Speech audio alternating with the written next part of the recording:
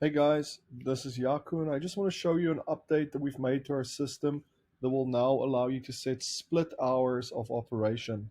Like if you have a restaurant that is open, for example, from 11 a.m. till 2 p.m., and then you're closed for a bit and you're open again from 5 till 8, you can now set your hours accordingly. And I just want to show you how to do it. So the first thing you need to do is go to chowlocal.com, go to the sign in page.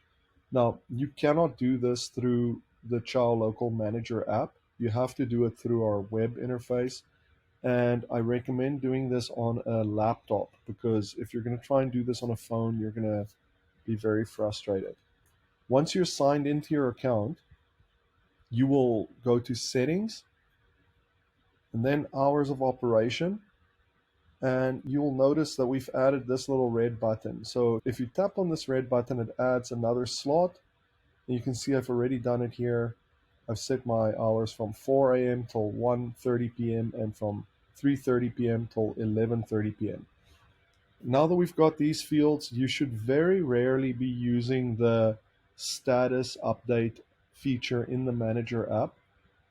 That feature is really just there if you need to close your restaurant in an emergency situation, if you're getting too many orders, or if it's maybe the holidays or something like that.